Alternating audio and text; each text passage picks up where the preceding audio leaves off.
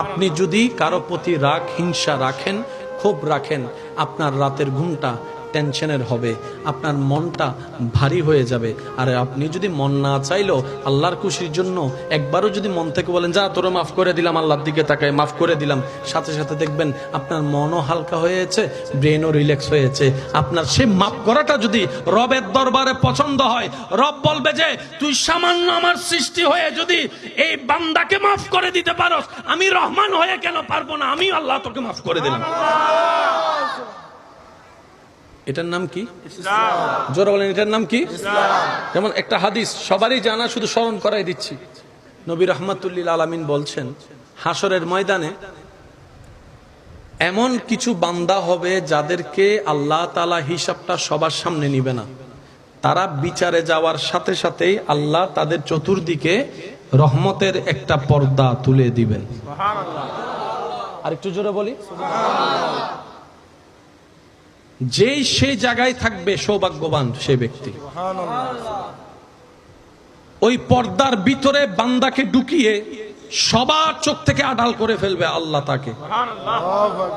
এবার আল্লাহর রহমত তাকে জিজ্ঞেস করবে, অমুক দিন ওই কাজটা তুমি করছো? বান্দা বলবে আল্লাহ করছি।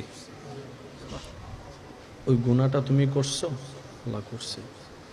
ওই পাপটা তুমি করছো? আল্লাহ করছি। সুবহানাল্লাহ, জোরে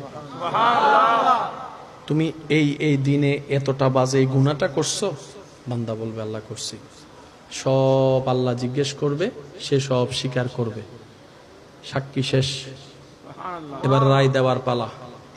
রব বলবে ফেরেশতা, আমার বান্দা যা গুনাহ করছে সব লেখা আছে না? ফেরেশতা বলবে যে আল্লাহ সব লেখা আছে। রব বলবে যে সব ছিঁড়ে ফেলো। আল্লাহ, আসামি তো গুনাহগার, জাহান্নামের অধিকারী। রব বলে যে আমি জানি, আমি মালিক, আমি খালিক, যা মন চায় তা করতে পারি। জান্নাতীরে জাহান্নামীও বানাইতে পারি, জাহান্নামীরা জান্নাতীও। আমি আল্লাহর এখতিয়ার। আমি আমার বান্দার সমস্ত কর্ম জিজ্ঞেস করেছি, সে মিথ্যা না বলে স্বীকার করে নিজের দোষ স্বীকার করে নিয়েছে। সেজন্য আমি আল্লাহ তাকে দোষী সাব্যস্ত করেছি। সেটা যেমন সত্য, আমি আল্লাহ গাফফার হয়ে তাকে মাফ করে দিলাম, তাকে মাফ করে দিলাম, তাকে মাফ করে দিলাম। এবার সে বান্দা বলবে আল্লাহ এতগুলা গুনাহ করার পরও তুমি এত দয়া করলা কেন? আল্লাহ খুব জানতে ইচ্ছা করে। রব বলবে তোর কি মনে আছে তুই অমুক দিন হাজার ক্ষমতা থাকার পরও, রাগ থাকার পরও আমার একজন বান্দার উপর প্রতিশোধ না নিয়ে যে তুই তাকে মাফ করে দিছিলি? ওই ঘটনা আমার খুব পছন্দ হয়েছে। সেই দিনে